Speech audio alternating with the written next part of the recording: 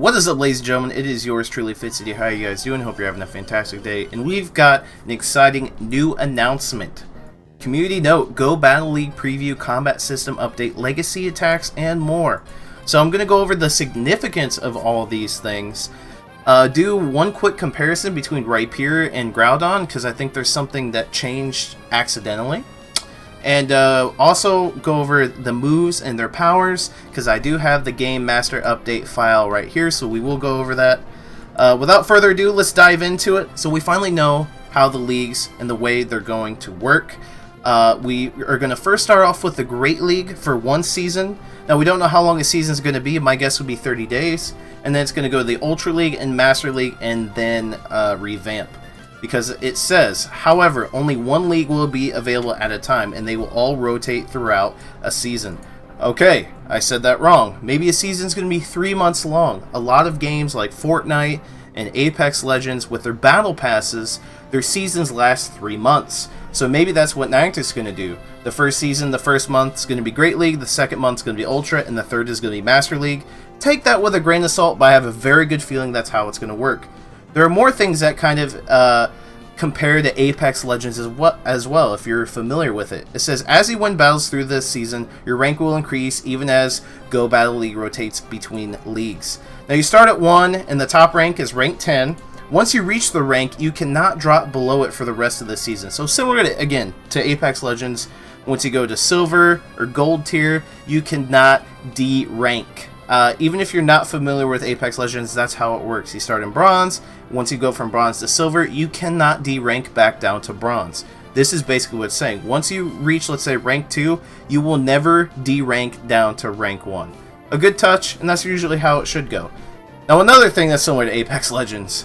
Once you reach rank 10, measure against the best with your battle rating. Wins increase your battle rating, while loses will cause it to drop. So once you hit Apex Predator in the ranked Apex Legends League, you get a number, and that is your rank in the world. I have a feeling that once you hit rank 10, you're going to have a number. This is going to be your world ranking.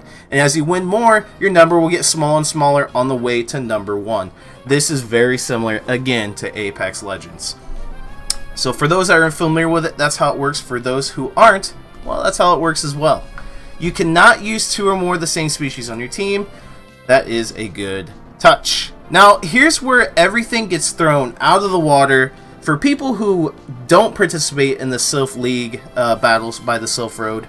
This doesn't affect you. But for people who consistently compete in these tournaments, your whole world just got flipped upside down. So, when 2 Pokemon use charge attacks at the same time, the Pokemon with the higher attack stat will go first.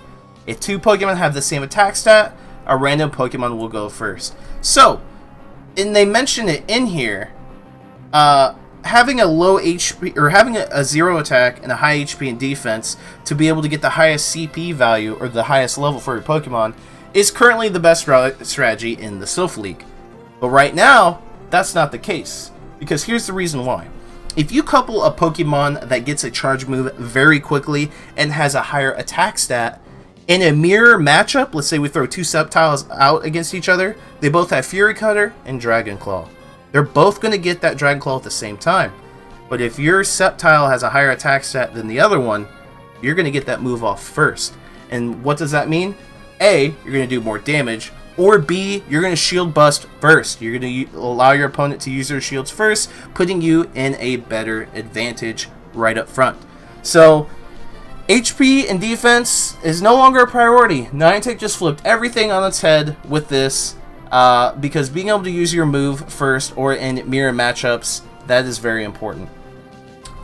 Now this one's interesting. Switching Pokemon now clears any changes to its attack and defense stats. So we're all aware of Acid Spray debuffing your opponent by 20%, their defense. Leaf Tornado, I believe its attack by 10%. Those moves that lower attack or defense against your opponent, all they have to do to get rid of that effect is switch out. But here's the kicker. This is still a very effective tactic in Pokemon Go for PvP. Because if you use Acid Spray and your opponent's like, oh crap, my defense is down by 20%, I'm going to switch so they don't have to worry about it. But because they switched, they just set you up to switch for the counter against the Pokemon that they just brought out.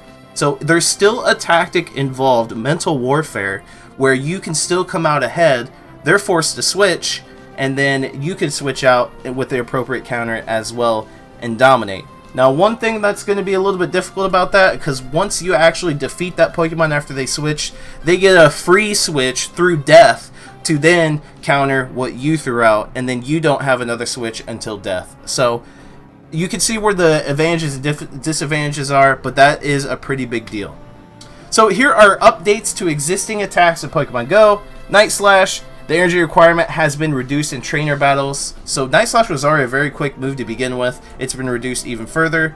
Icy Wind now decreases your opponent's attack stat. Hydro Cannon does less damage because it was too powerful to begin with. Frustration and Return now deal more damage. But the thing is it's going to take longer to charge because they didn't want it to be attacks that became an all-purpose type moves. Smart play there. And Frustration ends up actually being usable for Shadow Pokemon. So if you have really cool Shadow Pokemon, you want to power them up for the Great League, show them off, you got a Shadow Shiny, Frustration will actually do more damage instead of 10, making it an actual usable move depending on what Pokemon it is. Mudslap has been increased in gyms, raids, and trainer battles. We will go over that in just a second. Sand Tomb, when used in trainer battles, now charges quickly. This is nice. This is a good touch. It deals less damage, but it does decrease your opponent's defense by 1 stage. I like new moves having viability. This move also will be for Fortress, Torterra. Torterra actually has a fantastic use in the Ultra League now. Garchomp has a good use in the Ultra, in the Master League now. And Gliscor is going to be a beast in the Ultra League, without a doubt. And these Pokemon now can learn Sand Tomb. Earthquake, its damage has been increased both in gyms and raids. Its damage has been increased to 140 as opposed to 120. But there's a caveat to Earthquake and Mudslap being increased at the same time. Like I said, we'll go over that in a minute. Overheat, Draco Meteor, Psycho Boost, their attacks now charge up quicker in trainer battles.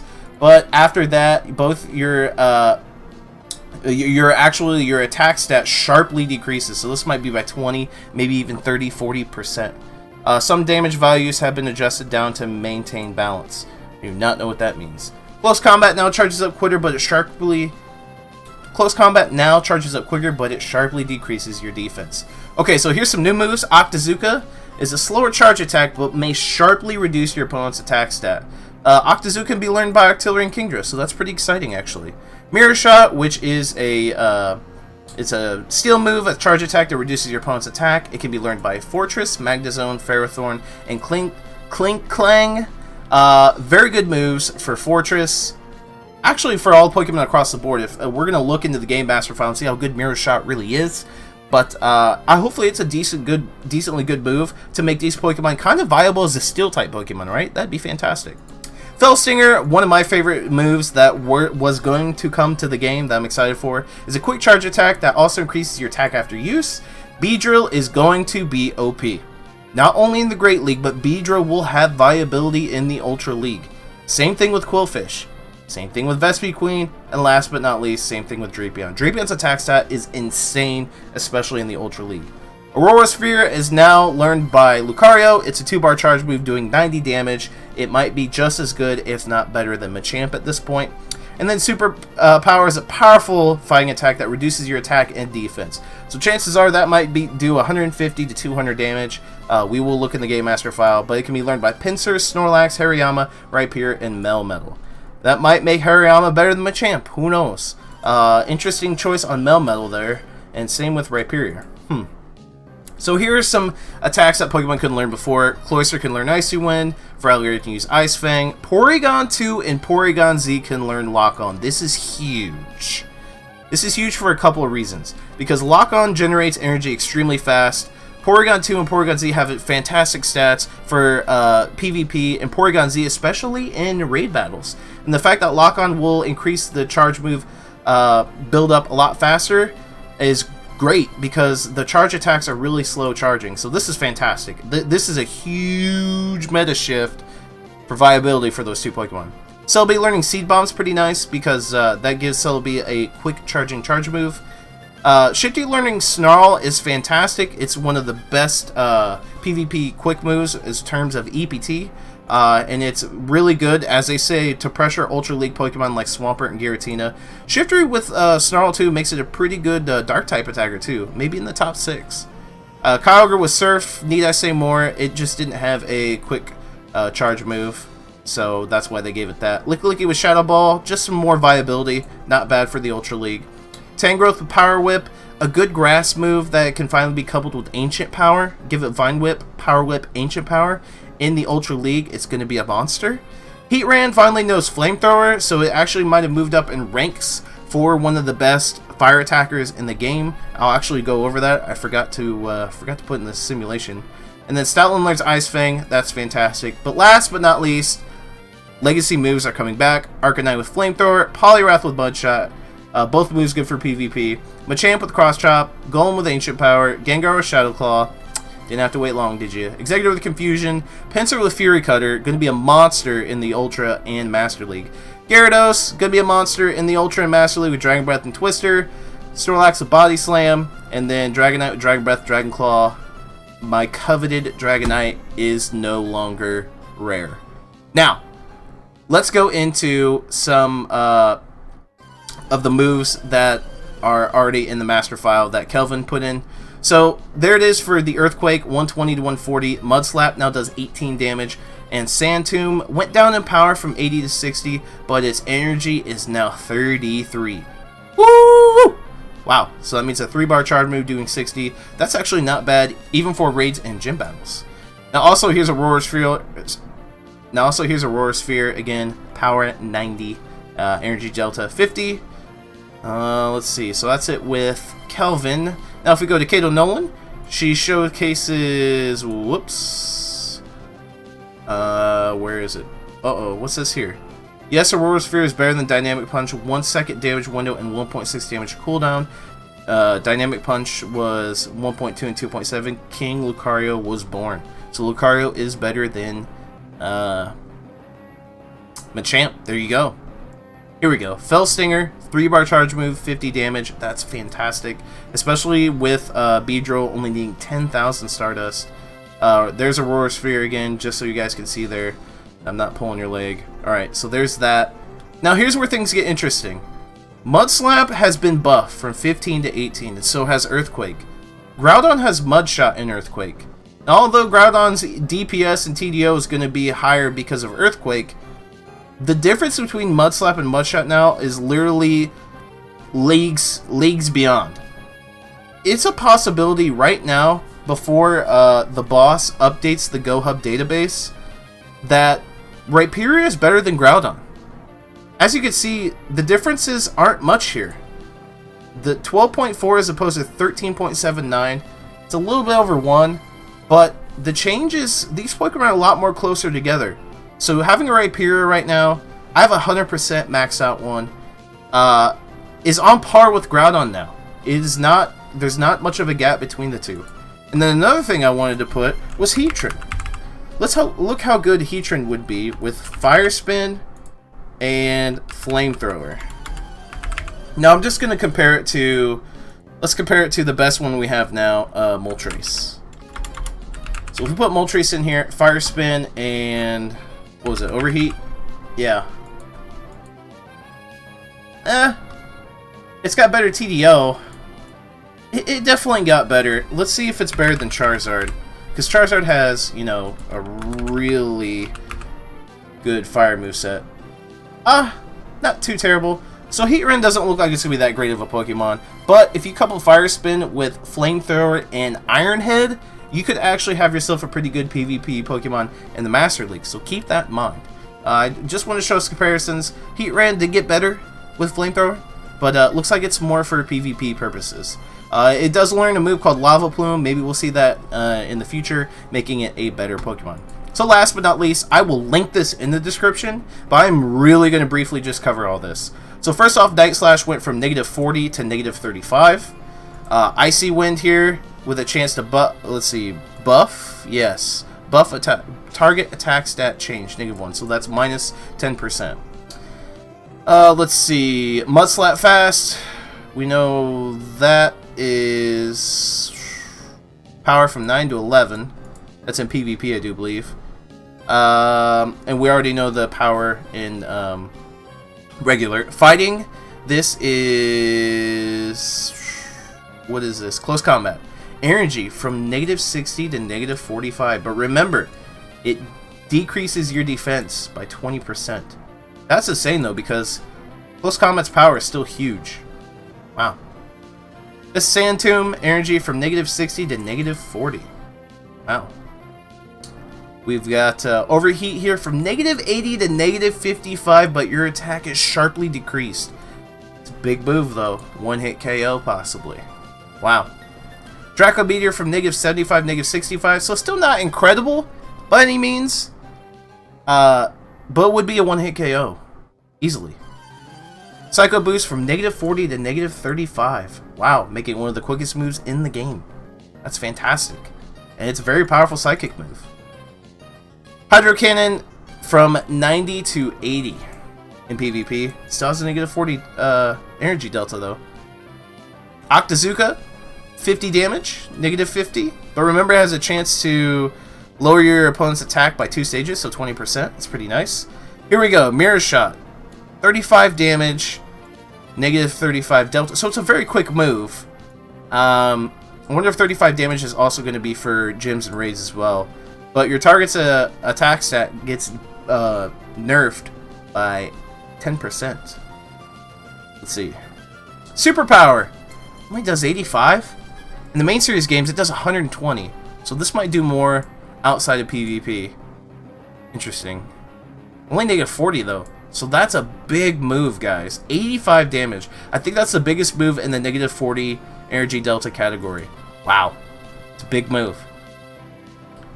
Fell Stinger only does 20, but -35. Quick move. And it buffs your attack by 10%, so that's nice. Let's see. Frustration, now 10 damage. That's not right. That's not right. That's... hold on. It was 10. Now it's 50. Wait, what? Frustration, power 50 and 130? With return? Ooh. We're gonna have to look at that in the game. That's interesting. So Aurora Sphere does 100 in PvP, -55, but that contradicts... interesting. Like I said, I'll link this down below. There's Earthquake doing 140. Okay. Here's all the added moves. Is that everything? Dragon Tail, Steel Wing, Steel Wing, Dragon Breath. Here's everything being added into the moves. Okay. Move, Mud Slap, 18 power. Okay. Sand Tomb from 80 to 60. Yep. Octazooka, power 50, -50, so it's a 2-bar move. Okay. Fine with that. Mirror Shot. Okay, okay, these are... alright. So above the first... when we were going over the moves above, that was for PvP. This is for just trainer battles. Or regular battles, like gym battles and raids. 50, you have 33. Okay, so it's a 3-bar move doing 50 damage. Looks to be a pretty quick duration, 2.4. That's not bad. So it's a decent steel move. Superpower still does 85. Not a big fan of that. Well, hold on. Its energy delta is, it's a 2-bar charge move doing 85 damage. 170 in total. That's not bad. Fell Stinger, 50 damage. Yep, we went over that. Aurora Sphere, 90. Okay. Wow, yeah, so Aurora Sphere got buffed in PvP. I like it. Anything else worth mentioning? Apologize for the long video, but I hope you guys enjoy that. So there you go. That's everything. Like I said, I'll link this in the description down below so you can memorize it. These moves are live as is, so let me know in the comment section down below if you're hyped for the Go Battle League, if you're hyped for these new moves in PvP battles, gym battles, raid battles. Let me know in the comment section down below. Subscribe if you haven't done so already. Be a part of the Fitz City fam. Smash the like button. And that's it, the boy Fitz City. I'm signing off. See you guys in the next Pokemon Go video.